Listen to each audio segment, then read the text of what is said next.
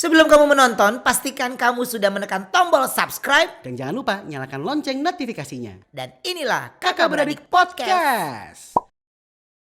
Pocong itu identik dengan bau busuk, muka hitam, kain kafan yang warnanya mungkin sudah tidak putih dan berwujud seram. Tapi katanya di kantor ini ada pocong yang wujudnya cantik. Ayo kita buktiin.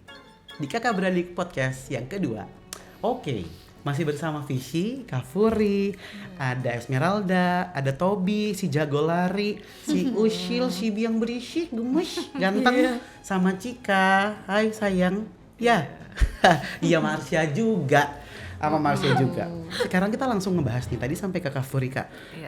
Katanya kantor ini ada pocongnya sekarang coba berinteraksi. Jadi FYI, guys, sebelumnya tadi kan ada Esmeralda di sini.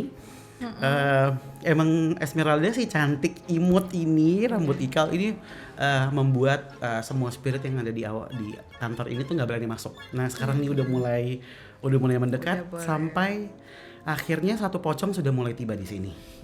Ya. Nah oke, sebelum kita coba interaksi sama pocongnya,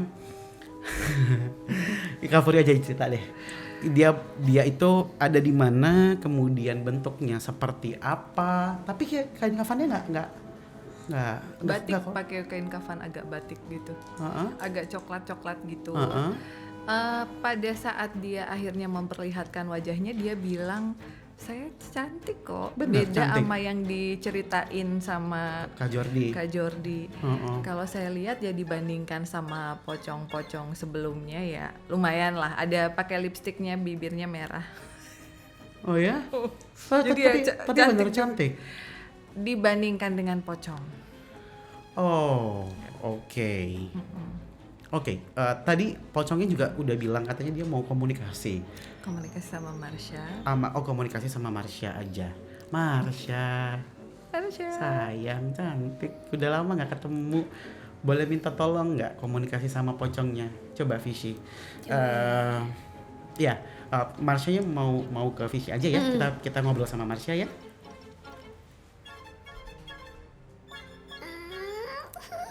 Hai. Halo semuanya. Marsha, akhirnya. Aku tadi tahu aku ke atas, tapi gak sengaja ketemu sama yang jagain. Terus katanya, anak kecil gak boleh ke atas yang lantai 3, nanti lebih serem. Masa sih? Terus aku lihat di dekat tangga, ada kepala. Astagfirullahaladzim, ada kepala. Semuanya. Halo sama Marsha. Marsha, seneng gak ketemu Esmeralda? Seneng gak? Iya, tapi harus pelan-pelan baru tanya sama dia. Nggak gampang. Emang kenapa kok harus pelan-pelan baru tanya sama Esmeralda? Dia nggak gampang mau bicara sama orang, karena katanya kalau dia ingat lagi dia bisa sedih lagi. Oh, oke, kita nggak usah bahas. Kita mau bahas yang seru-seru aja. Iya kan? Karena kan bahas hal misteri nggak sedih tapi serem. Oke? Ya Marsha ya. Aku seneng banget bisa ngobrol sama kamu. Marsha, aku pengen komunikasi dong sama pocong yang di lantai 2. Kamu bisa nggak ngobrol? Aku udah tanya, tapi kalau yang di lantai 2 yang lebih jahat dan ganggu itu perempuan yang suka pura-pura sama gangguin di tempat-tempat kerja. Jadi nanti kursinya digerak-gerakin sama cewek itu. Itu siapa itu yang di situ? Cantik nggak Marsha? Ceweknya cantik nggak? Enggak cantik. Tadi aja dia lari, aku lari. Dia nyamperin aku lari lagi. Pakai lipstik nggak? Enggak, Kakak. Kalau yang pocong itu. Itu siapa yang ketawa? Ada yang ketawa lagi. Ada yang ketawa. Ada yang ketawa. Gak apa-apa. Ada yang ketawa. Lagi rame. Soalnya rame. mereka kirain kita mau cerita satu tentang mereka. Emang ada siapa aja? Ada cewek yang agak galak, ada pocong, ada Ada kepala. yang besar sekali, matanya merah. Suka ada di ruangan yang ditutupi kain hitam. Oh, di bawah dong berarti di studio. Ya. Oh, di situ. studionya. Ih, gemes nih suka main tebak-tebakan ruangan pakai kain hitam. Aduh, Marsha pinter. Tapi kalau yang pocong itu dia dari kamar mandi. Iya. Dia awalnya diam saja, tapi karena ada yang cewek buang darah di tempat sampah di kamar mandi itu, dia jadi berani ikut keluar. Oh, gitu. Namanya siapa pocongnya? Dia nggak kasih tahu, katanya dia tidak mau dipindah-pindahkan. Enggak ada yang pindahin. Kamu bilang sama dia, ini kan kantornya Uncle Jordi. Biarin aja. Kalau ini kan kantor kita, tapi kan ini mungkin juga dulu rumahnya mereka. Betul. Biarkan mereka di sana, asalkan jangan Ganggu. betul. Ih, pinter banget Pinter deh. amat Marsha. Kakaknya ngomong di dalam hati. Selalu gitu. Iya, betul. Masya, nih aku ngomong dalam hati nih. Tapi tahu nggak? Apa? Kalau ada juga yang sebenarnya dia minta untuk dipindahkan. Siapa? Karena dia tidak mau di ruangan monitor. Oh, nggak mau di ruangan monitor. Kenapa emang nggak mau di ruangan monitor? Bilang, aduin sama aku ini biar aku omelin ini langsung nih ya, anak-anaknya ya. Tidak, Kak, katanya suka berisik saja. Dia sudah tua, tidak mau dengar yang berisik. Itu Oh. nenek-nenek. Oh gitu. Iya. Terus ada lagi nggak yang mau disampaikan ini? Biar nanti Visi bilangin sama Masya bilangin sama yang ada di sini. Ayo sekarang aduin semuanya biar nanti jangan mereka yang tegur pada takut. Bilangin sekarang aja. Ada, tapi sebenarnya mereka yang di sini senang karena aktivitasnya banyak. Jadi dia suka berpura-pura jadi kalian.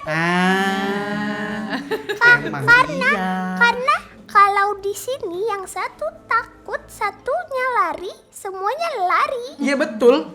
Pada latah emang. Usil aja. Ini kalau misalkan yang sekarang ada di ruangan ini nih, di kantor ini yang kumpul sama kita ada siapa aja coba sebutin. Ini pada penasaran. Iya, di belakang kakak ada perempuan yang malu-malu itu. Lalu di bawah kita Itu dari tadi ada yang tual-tuel, gerendang gerinding. Pengen kenalan. Ini sampai aku angkat loh kakinya. Sampai aku angkat dari tadi. Siapa sih? itu dari ruangan tempat ganti baju yang suka main anak kecil loh. Oh, gitu.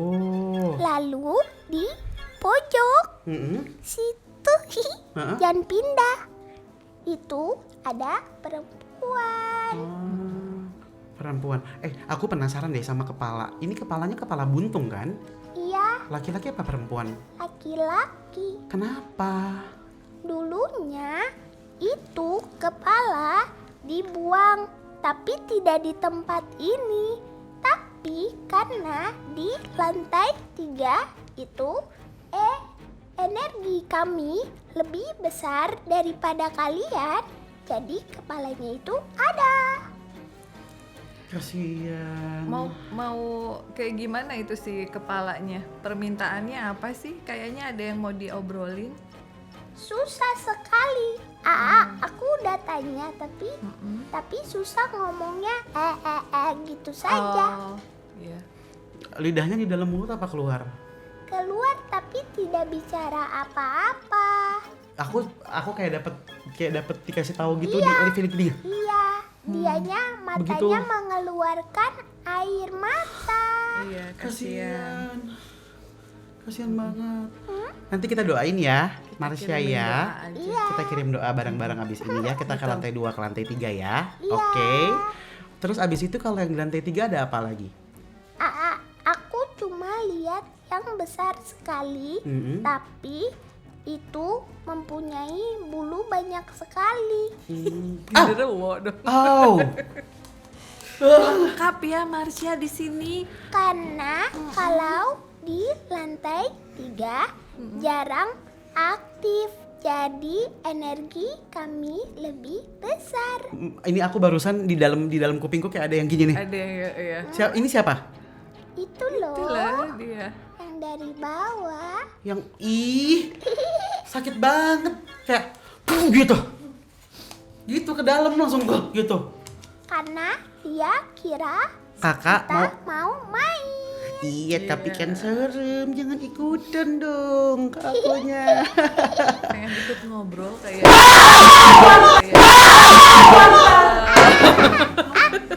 Itu di tempat ada perempuan yang malu-malu itu loh. Malu-malu tapi mau, kemudian kita takut. Tidak apa. Oke, fine. nggak apa-apa, baik. Oke, semuanya baik, semuanya tenang karena biar bagaimanapun kita semua ini adalah ciptaan yang maha kuasa, betul kan?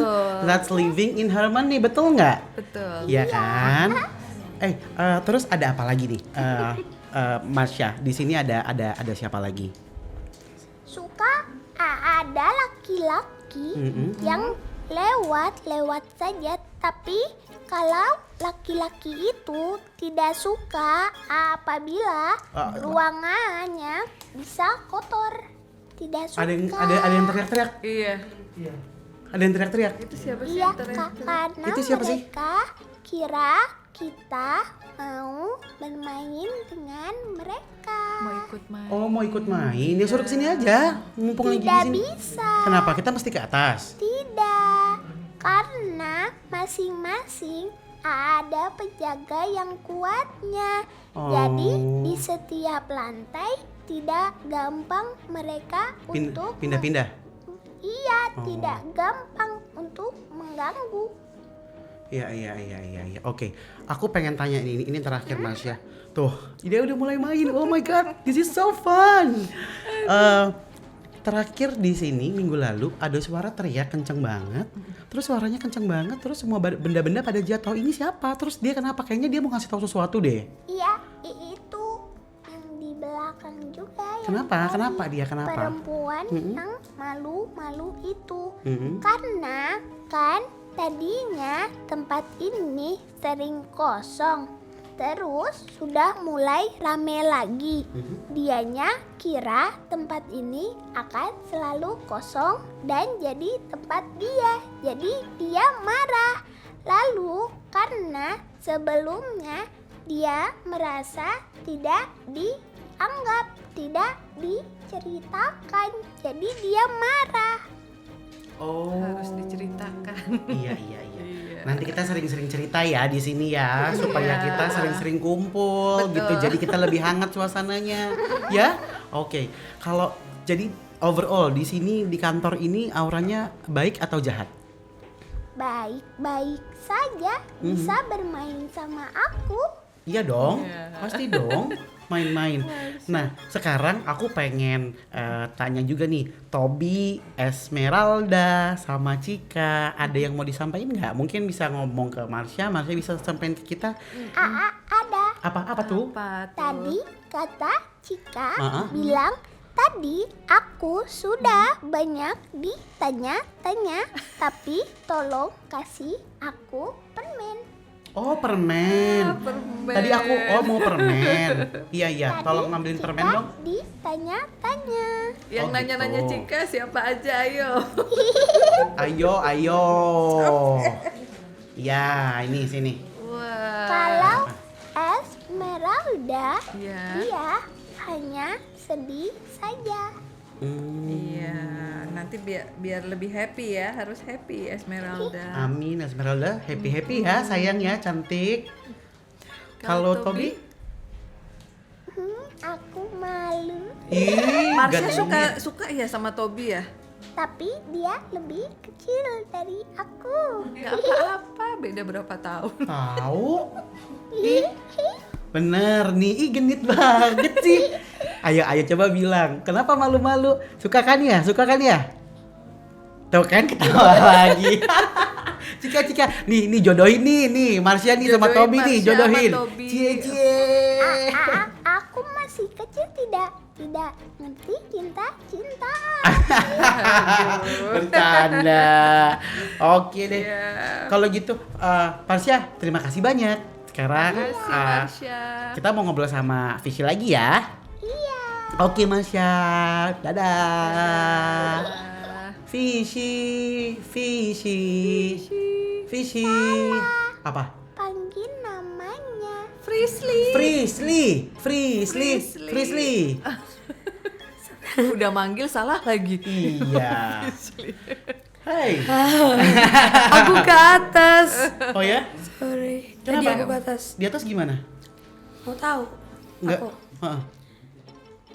enggak. Sebenarnya kalau yang di atas yang aku lihat mungkin kenapa mereka lebih suka untuk menggerakkan benda atau apa? Karena mereka ngerasa yang lebih sering kita mungkin beraktivitas syuting dan lain-lain itu kan di bawah. Jadi di atas itu kan lebih buat dipakai untuk kerja yang benar-benar fokus dan lain-lain. Jadi mereka ngerasa, oh ini tuh memang mereka udah nyaman dengan kesunyian itu. Nah ketika misalnya nih dari bawah ada kakak-kakak yang lagi ngobrol, terus naik tangga ke atas dan itu lebih berisik, mereka ngerasa, ih apa deh kok dia berisik, gue gangguin kayak gitu. Sebenarnya bukan ngeganggu yang negatif. Jadi sejauh ini nggak ada yang negatif banget. Oke. Aku tadi penasaran, belum sempat kejawab. Balik lagi ke cerita pocong. Pocong itu yang pertama kali Kak Furi lihat bentuknya kayak gimana? Atau mungkin ragam-ragam jenis pocong? Bentuknya ada yang gimana aja sih? Kalau saya pocong nggak berani terlalu Ah, ngeliat. siapa? Oh. Kayak ada yang manggil. Jadi kalau pocong saya nggak berani terlalu lihat. Ya. Yang bener-bener deket sama saya itu pada saat saya tidur saya meluk guling, ternyata gulingnya pocong. Lalu saya manggil anak-anak boneka saya, ini kenapa kok bisa ada pocong di sini? Terus kata anak-anak boneka, kan mami katanya mau temenan sama dia tuh nyamar ternyata. Nyamar dengan penampilan lain padahal sebenarnya dia pocong gitu. Jadi saya pernah ngasuh pocong karena dia datangnya mukanya nggak pocong. Mereka kan bisa rubah-rubah kayak gitu. Towel. Emang gue sambel. Dicolek mulu di bawah, angkatlah kakinya.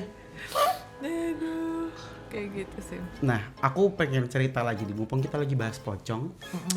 Ada yang bilang katanya pocong itu jalannya zigzag. Katanya kalau dikejar pocong jalannya zigzag. Katanya.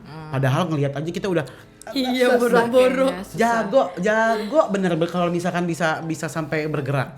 Nah, ada juga yang bilang katanya pocong itu mengeluarkan liur, suka meludah gitu ya. Itu yang menimbulkan bau anyir. Ada juga yang bilang pocong itu datang minta doa atau minta tolong untuk dibukakan ikatannya yang tersisa atau tertinggal di dalam kubur gitu ya. Sekarang kita mau bahas kalau menurut kakak di antara itu yang benar tuh yang mana sih? Masing-masing punya story sih, masing-masing ada cerita. Kalau yang pernah minta dilepasin tali pocongnya, itu memang pernah kejadian tahun 2018. Jadi memang karena dia meninggalnya dibunuh, orang tuanya sengaja si tali pocongnya nggak dilepasin supaya menghantui. Dan Kayak itu gitu. katanya sebelum pergi harus dibisikin di telinganya. Kalau kamu gini kan contoh, iya nggak mungkin juga pakai boneka cantik ini kalian nggak mungkin dibikin contoh misalkan gini. Jadi kayak ayo kamu cari siapa pembunuhmu baru nanti akan dibukakan talinya gitu kan ya kak ya? Sebetulnya pembunuhnya udah tertangkap. Tapi balas yang dendam. Balas dendam karena tidak ada orang yang berani nolongin. Gitu di situ. Padahal itu gang sempit gitu. Jadi lebih kayak disuruh menghantui orang-orang yang pada diem nggak berani nolongin anak ini gitu. Umurnya 16 tahun. Jadi akhirnya pada saat kita melakukan pendekatan dengan orang tuanya, minta untuk dilepaskan talinya, orang tuanya sendiri yang tidak mau. biarin anak saya gentayangan kayak gitu karena mereka tidak ikhlas dengan kepergian anaknya ini gitu. Aduh kasihan. Iya. Aku kalau nggak kayak gitu tuh pasti rasa takut ada, tapi hal yang kayak gitu tuh sebenarnya aku ngerasain sedih gitu Kak. Kayaknya kenapa ya? Semestinya mereka sudah harusnya tenang, mereka sudah bertemu dengan cahaya seperti yang kita bahas gitu ya. Tapi disalahgunakan kadang kalau ternyata nanti roh itu atau spirit itu tetap terus digang, kalau dia ketemu sama orang yang bisa terus akan dimanfaatkan untuk hal-hal lain, kan lebih kasihan lagi. Contohnya kayak untuk nakutin orang lain sama dukun, sama paranormal, ya kan? Kasihan kan? Nah, kalau misalkan tali pocong perawan itu kan ada judul filmnya, kemudian ada lagi story-nya. Katanya tali pocong perawan bisa mendapatkan berkah, bisa mendapatkan rezeki dan lain-lain. Pandangan Vishi dan pandangan Kavuri gimana? Kalau dari aku sih, menurut aku itu kalau kita melakukan itu dengan tujuan yang memperkaya kita lah, memperdalam kekuatan dan lain-lain, itu lebih ke arah yang negatif ya, mempelajari ilmu dan melakukan perjanjian dengan mereka secara negatif. Karena apa? Karena itu cuma awalnya aja bakalan dapat rezeki tambahan atau apa, tapi ujung-ujungnya tetap itu bisa menjadi hal yang ibaratnya mereka bakalan minta tumbalnya juga. Karena nggak ada yang maksudnya menurut aku ketika mereka meminta sesuatu dan diberikan dengan cara yang salah, dan itu tetap akan berakhir salah. Tapi memang beneran ada? Ada ritual-ritual seperti itu, ngegali kuburan, ngambil tali pocong, perawan, apa segala macam banyak. Tetapi yang harus jadi perhatian adalah dampaknya terhadap keturunan sih. Mungkin pada saat si pelaku melakukan, dia akan memiliki kehidupan yang lebih baik daripada sebelumnya. Nah, tetapi di saat dia anak-anaknya sudah besar, anak-anaknya ini yang nanggung karma gitu, karma buruk dari kelakuan orang tuanya, dan mereka tidak mengerti sebab yang melakukan perjanjian itu orang tuanya kayak gitu. Nah, kalau kita ngomongin tentang perjanjian, ada juga yang ada tentang tali pocong perawan, ada juga yang bilang tentang paku kuntil anak. Nah, jadi aku sedikit cerita gitu ya. Dulu di daerahku ada satu sosok kuntilanak yang memang secara nyata menampakkan dirinya ke beberapa orang. Menampakkannya pun tidak dengan muka aslinya, tapi selalu tertutup rambut. Kemudian ini jadi dia tuh adanya di pohon mangga gitu di satu rumah. Nah, di pohon mangga ini tuh dia selalu bahkan jaraknya dekat karena suaranya tuh jauh.